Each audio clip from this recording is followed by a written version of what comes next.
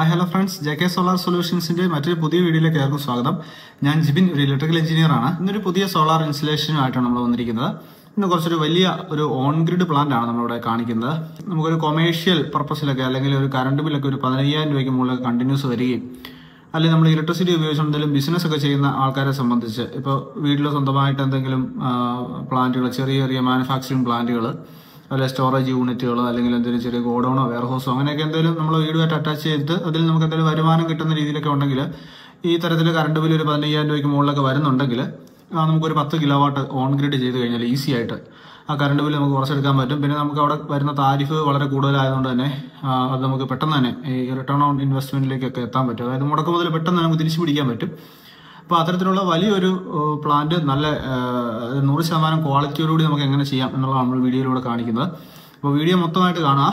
മുഴുവനായിട്ട് വീഡിയോ കാണുമ്പോൾ നമ്മൾ ചെയ്യുന്ന ഇൻസ്റ്റലേഷൻ പ്രാക്ടീസസ് ഏത് രീതിയിൽ നമുക്ക് ഇൻസ്റ്റാൾ ചെയ്താൽ മാക്സിമം പ്രൊഡക്ഷൻ കിട്ടും, അതുപോലെ ഏതൊക്കെ പ്രൊഡക്റ്റുകളാണ് നമ്മൾ ഉപയോഗിക്കുന്നത്, ഒരു പ്രീമിയം ഇൻസ്റ്റലേഷന് നമുക്ക് എന്തൊക്കെ കാര്യങ്ങൾ ചെയ്യാൻ പറ്റും, ഇങ്ങനെയുള്ള കാര്യങ്ങൾ നമ്മൾ ഈ വീഡിയോയിലൂടെ പ്രതിപാദിക്കുന്നുണ്ട്. അപ്പോൾ തീർച്ചയായിട്ടും വീഡിയോ മുഴുവനായിട്ട് കാണുക. അതുപോലെ തന്നെ ചാനൽ സബ്സ്ക്രൈബ് ചെയ്തിട്ടുള്ള തീർച്ചയായിട്ടും ചാനൽ സബ്സ്ക്രൈബ് വെച്ചേക്കുക.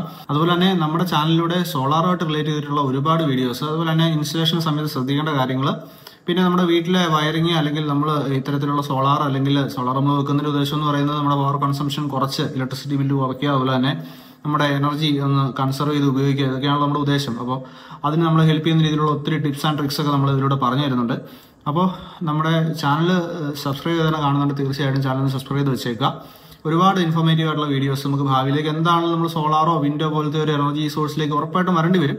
അപ്പോൾ അതിനെപ്പറ്റി ഒരു ജനറൽ അവയർനെസ് ഇപ്പം നമ്മൾ വെക്കുന്നില്ലേ പോലും അതിനെപ്പറ്റി അവയർനെസ് ഉള്ളത് എപ്പോഴും നമുക്ക് നല്ലതാണ്.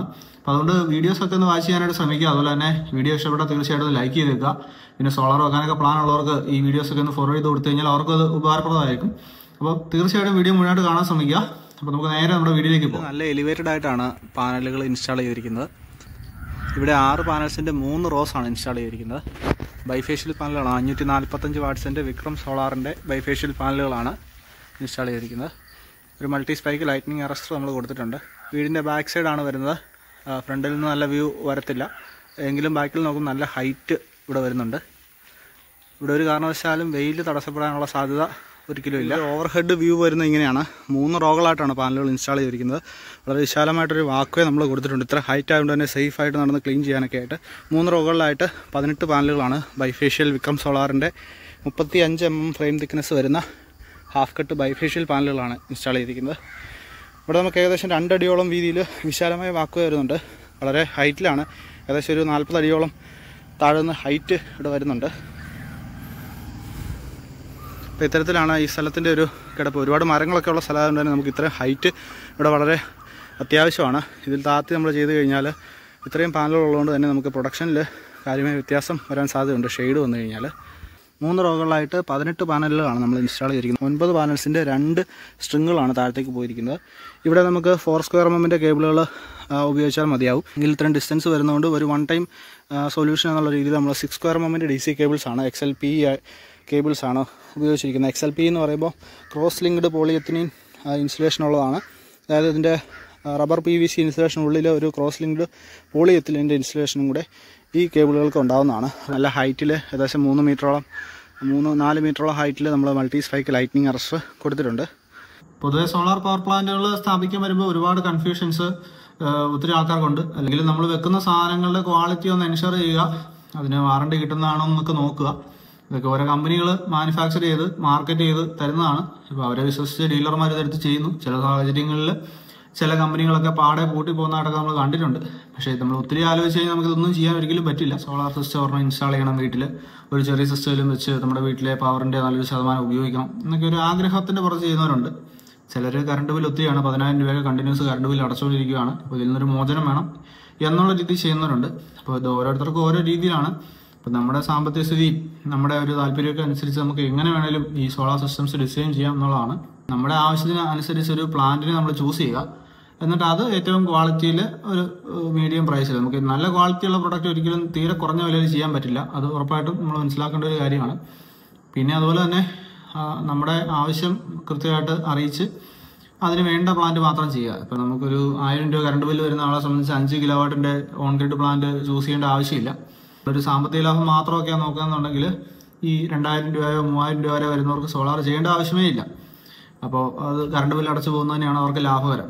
നമ്മൾ ഒത്തിരി എമൗണ്ട് ഇപ്പം നമുക്ക് സബ്സിഡിയൊക്കെ അവൈലബിൾ ആണ്. 3 കിലോവാട്ടൊക്കെ ചെയ്യുന്നവർക്ക് ചില കമ്പനികളൊക്കെ വളരെ കുറഞ്ഞ റേറ്റിലൊക്കെ ചെയ്യുന്നുണ്ട്. ഭാവിയിലേക്ക് സർവീസൊക്കെ ഉറപ്പായിട്ട് കിട്ടുമെന്നുണ്ടെങ്കിൽ അതൊന്നും ചെയ്യുന്നതിനകത്ത് തിരക്കേടില്ല. എങ്കിലും നല്ലൊരു ക്വാളിറ്റിയിൽ പ്രൊഡക്റ്റുകൾ നമ്മൾ ചൂസ് ചെയ്യുക. അതുപോലെ തന്നെ ഇൻസ്റ്റലേഷൻ ക്വാളിറ്റി ഉറപ്പുവരുത്തുക. നമ്മൾ നല്ല ക്വാളിറ്റിയുള്ള പ്രൊഡക്റ്റുകൾ വെച്ചിട്ട് അറിയത്തില്ലാത്ത ആൾക്കാർ വന്ന് ഇൻസ്റ്റാൾ ചെയ്ത് കഴിഞ്ഞാൽ ആ ക്വാളിറ്റിയുള്ള പ്രൊഡക്റ്റുകളുടെ യഥാർത്ഥ ഉദ്ദേശം നടക്കാതെ വരും. ഒരു വർക്ക്മാൻഷിപ്പ് നമ്മൾ ഉറപ്പാക്കണം. നമുക്ക് നല്ല രീതിയിൽ ക്വാളിറ്റി ഉറപ്പാക്കാൻ പറ്റുന്ന ഒരു ഇൻസ്റ്റാളറെ ചൂസ് ചെയ്യുക. ഏറ്റവും അടുത്തുള്ള നല്ല രീതിയിൽ സർവീസ് കിട്ടുമെന്ന് ഉറപ്പുള്ള ഇൻസ്റ്റാളർമാരെയൊക്കെ ചൂസ് ചെയ്യുക. ഇവിടെ ഇപ്പം നമ്മൾ എന്തായാലും ഒരു 10 കിലോവാട്ട് ഓൺ ഗ്രിഡ് സിസ്റ്റമാണ് ചെയ്തിരിക്കുന്നത്. ഇത് ശരിക്കും ഒരു വീട്ടിലാണ് നമ്മൾ ചെയ്തിരിക്കുന്നത്. ഈ വീട്ടിൽ അവർക്ക് സ്വന്തമായിട്ടൊരു ബിസിനസ് ഒക്കെ ഉണ്ട്. അപ്പോൾ അത് അവരുടെ പേഴ്സണൽ കാര്യമാണ്, നമ്മൾ അതിനെപ്പറ്റി കൂടുതൽ പറയുന്നില്ല. അപ്പോൾ അവർക്ക് ഏകദേശം 15000 രൂപ ആവറേജ് കറണ്ട് ബില്ല് ഉണ്ട്. പുതിയൊരു വീടാണ്, അവിടെ കറണ്ട് ബില്ലൊക്കെ ജസ്റ്റ് 1-2 ബില്ലൊക്കെ വന്ന് തുടങ്ങിയതൊക്കെ ഉള്ളൂ. വീടിന്റെ ഫ്രണ്ടിൽ നിന്നുള്ള ഫ്രണ്ട് എലിവേഷൻ ഏറ്റവും ഭംഗിയാക്കാൻ വേണ്ടി എല്ലാവരും ശ്രമിക്കും. നമ്മൾ പുതിയൊരു വീട് പണിയുമ്പോൾ തീർച്ചയായിട്ടും അങ്ങനെ വേണം. പക്ഷെ അതിനോടൊപ്പം തന്നെ നമ്മൾ സോളാർ സിസ്റ്റം ചെയ്യാൻ വേണ്ടിയുള്ള ഒരു സെറ്റപ്പ് കൂടെ അവിടെ കരുതി വെക്കണം. മുൻപ് നമ്മൾ പഴയ വീഡിയോകളൊക്കെ ഒത്തിരി പറഞ്ഞിട്ടുള്ളതാണ്. എങ്കിലും ഇപ്പോഴും നമ്മൾ പല വീടുകളിലും ചെല്ലുമ്പോൾ 5 വർഷത്തിനുള്ളിൽ പണിത വീടാണെങ്കിൽ പോലും ഒരു മിനിമം സൗകര്യം പോലും നമുക്ക് സോളാർ ചെയ്യാനായിട്ട് ഉണ്ടാവില്ല. ഒന്നാമത് വളരെ സ്റ്റീപ്പായിട്ടുള്ള റൂഫ് ടോപ്പ് ആയിരിക്കും. അവിടെ നിന്ന് നമുക്ക് ഒരു തരത്തിലും വർക്ക് ചെയ്യാനായിട്ടുള്ള ഒരു സാഹചര്യം ഉണ്ടാകത്തില്ല. പിന്നെ റൂഫ് ടോപ്പിൽ നിന്ന് ഇനി ഒരു ഓഫ് ഗ്രിഡ് ചെയ്യാനാണെങ്കിൽ പോലും ഒരു നമ്മുടെ കോൺക്രീറ്റിലേക്ക് ഒരു പൈപ്പ് ഇട്ട് വെക്കുക, 25-ന്റെ ഒരു പൈപ്പ് ഇട്ട് നമ്മുടെ ഇൻവെർട്ടർ പോയിന്റിട്ട് വെക്കുകയാണെങ്കിൽ വളരെ ഉപകാരമുണ്ട്. അപ്പോൾ അങ്ങനെയൊക്കെ ചെയ്തൊരു ബേസിക് ആയിട്ട് നമുക്ക് ഇത് ചെയ്യാനായിട്ടൊരു പ്ലാന് നമ്മൾ വിചാരിക്കും. ഇപ്പോൾ പണ്ട് കാലങ്ങളിലൊക്കെ നമുക്ക് വീട് പണിയുമ്പോൾ ആരും കാർ കുറച്ച് പണിയില്ലായിരുന്നു. കാരണം നമ്മൾ ഒരിക്കലും കാർ എടുക്കാൻ പോകുന്നില്ല എന്നുള്ള ചിന്തയാണ്. പക്ഷെ 5 വർഷത്തിനുള്ളിൽ നമുക്ക് കാർ എടുക്കേണ്ടി വരും. അപ്പോൾ അതുപോലെ തന്നെയാണ് ഈ സോളാറിന്റെ കാര്യം. നമ്മൾ വീട് പണിയുന്ന സമയത്ത് വിചാരിക്കും നമ്മളൊന്നും സോളാർ ഒരിക്കലും വെക്കാൻ പോകുന്നില്ല എന്ന് വിചാരിക്കും. പക്ഷെ ഒരു 2-3 വർഷത്തിനുള്ളിൽ ഉറപ്പായിട്ടും സോളാർ വെക്കേണ്ടി വരും. കാരണം ടെക്നോളജി ഇങ്ങനെ അപ്ഗ്രേഡ് ചെയ്ത് വന്നുകൊണ്ടിരിക്കുകയാണ്. ഇപ്പോൾ ഇലക്ട്രിക് കാർ ഒരിക്കലും എടുക്കില്ല എന്ന് വിചാരിക്കുന്നവരാണ് ആദ്യം എടുക്കുന്നത്. അപ്പോൾ അതുകൊണ്ട് തന്നെ ഈ കാര്യങ്ങളൊക്കെ ടെക്നോളജികൾ മുന്നോട്ട് പോകുമ്പോൾ നമ്മൾ കുറേയൊക്കെ ഇതിലേക്ക് വരേണ്ടി വരും. അപ്പോൾ അതുകൊണ്ട് തന്നെ കുറച്ച് നമ്മൾ വീടൊക്കെ പണിയുമ്പോൾ ഒന്ന് അഡ്ജസ്റ്റ് ചെയ്ത് നമ്മുടെ വീടിന്റെ ബാക്ക് സൈഡിൽ അല്ലെങ്കിൽ പെട്ടെന്ന് ഫ്രണ്ടിൽ നിന്ന് ഓട്ടം വരാത്ത രീതിയിൽ ഭംഗിയായിട്ടുള്ള ഒരു ഏരിയയിൽ, നല്ല വെളിച്ചം കിട്ടുന്ന ഒരു ഏരിയയിൽ ഒരു 500 സ്ക്വയർ ഫീറ്റ് എങ്കിലും ഏരിയ ഒന്ന് ഒഴിച്ചിടുവാണെങ്കിൽ നമുക്കൊരു 10000 രൂപ വരെയുള്ള കറണ്ട് ബില്ലിന് തത്തുല്യമായിട്ടുള്ള ഒരു സോളാർ പവർ പ്ലാന്റ് ഒക്കെ സ്ഥാപിക്കാനുള്ള സ്ഥലം അത് മതിയാവും. ഇപ്പൊ പലർക്കും സോളാർ വെക്കാനായിട്ട് ഉദ്ദേശിക്കുമ്പോൾ ആദ്യമേ വരുന്നൊരു സംശയമാണ്, ഓഫ് ഗ്രിഡ് വേണോ ഓൺ ഗ്രിഡ് വേണോ? ഇനി ഓഫ് ഗ്രിഡ് എന്താ ഓൺ ഗ്രിഡ് എന്താണെന്ന് അറിയത്തില്ലാത്ത ആൾക്കാർ ഒത്തിരി ഉണ്ട്. നമ്മളിതിനെപ്പറ്റി ഒരുപാട് വീഡിയോസ് മുൻപ് ചെയ്തിട്ടുള്ളതായതുകൊണ്ട് വീണ്ടും നമ്മളത് പറഞ്ഞ് ബോറടിപ്പിക്കുന്നില്ല. അപ്പോൾ ഓൺ ഗ്രിഡ് സിസ്റ്റം എന്ന് പറയുമ്പോൾ നമുക്കറിയാം നമ്മുടെ ഗ്രിഡ് സപ്ലൈ അല്ല KSEB ആയിട്ട് ക്ലബ് ചെയ്തിട്ടുള്ള ഒരു സിസ്റ്റമാണ്. ഇത്രയും മനസ്സിലാക്കി വെക്കാം. നമുക്ക് KSEB ലൈനിൽ കറണ്ട് ഉണ്ടെങ്കിൽ മാത്രമേ ഓൺ ഗ്രിഡ് വർക്ക് ചെയ്യുള്ളൂ.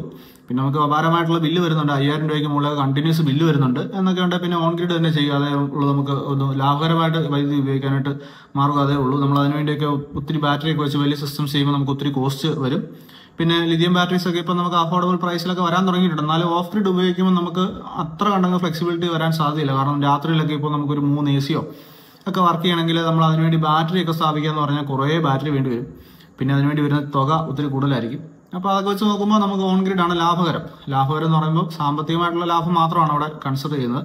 ഇനി നമുക്ക് ഫുൾ ടൈം വീട്ടിൽ പവർ സപ്ലൈ ആണ് വേണ്ടത്, എപ്പോഴും കറണ്ട് പോകുന്ന സ്ഥലമാണ്, അങ്ങനെയൊക്കെ ഉണ്ടെങ്കിൽ തീർച്ചയായിട്ടും ഓഫ് ഗ്രിഡ് ചെയ്യാം. നമ്മളെ കൺസൾട്ട് ചെയ്യുന്ന ആൾക്കാരോട് നമ്മൾ എപ്പോഴും പറഞ്ഞു കൊടുക്കുന്ന ഒരു സൊല്യൂഷനാണ്, കുറച്ച് ഓൺ ഗ്രിഡും ചെയ്യുക, കുറച്ച് ഓഫ് ഗ്രിഡും ചെയ്യുക. ഓൺ ഗ്രിഡ് തന്നെയായിട്ട് ചെയ്യാതിരിക്കുക, ഓഫ് ഗ്രിഡ് തന്നെയായിട്ട് ചെയ്യാതിരിക്കുക. അപ്പോൾ നമുക്കൊരു 5 കിലോവാട്ടാണ് ആവശ്യമുള്ളതെങ്കിൽ നമ്മളൊരു 3 കിലോവാട്ട് ഓൺ ഗ്രിഡ് ചെയ്തിട്ട് ഒരു 5 കിലോവാട്ടിന്റെ ഓൺ ഗ്രിഡ് ഇൻവെർട്ടർ വെച്ചേക്കുക. ഭാവിയിലേക്ക് പിന്നെയും നമുക്ക് പാനൽ ആഡ് ചെയ്യാമല്ലോ.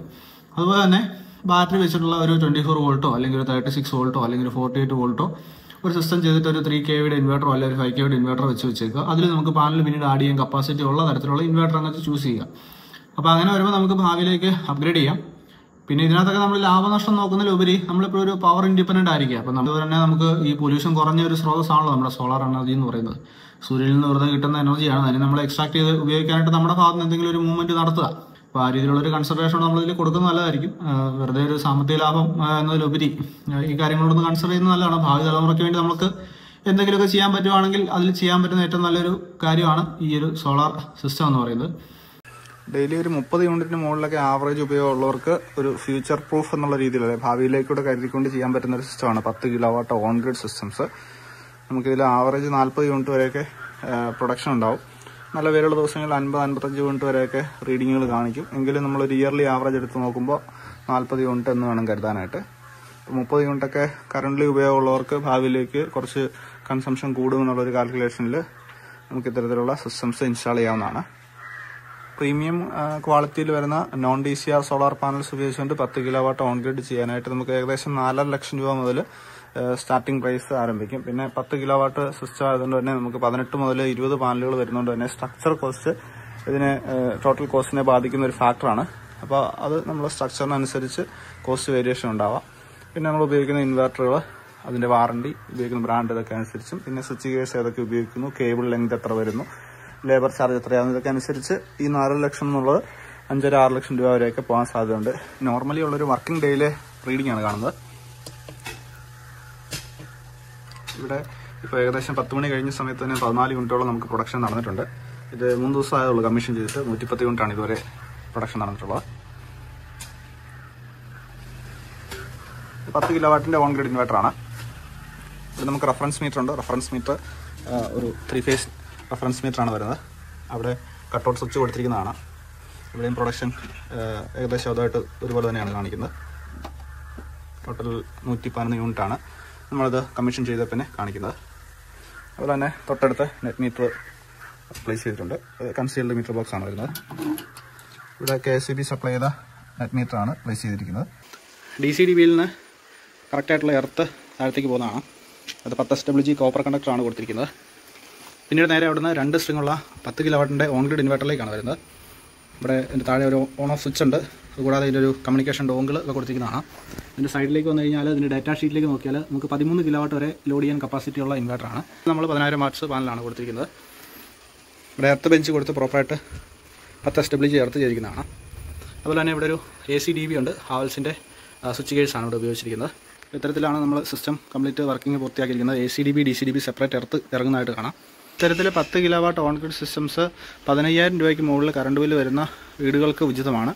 കൂടാതെ വ്യവസായ സ്ഥാപനങ്ങൾക്കും വീട്ടിൽ സ്വന്തമായിട്ട് ചെറുകിട ബിസിനസ്സുകൾ ചെയ്യുന്ന ആൾക്കാർക്കൊക്കെ ഉചിതമാണ്.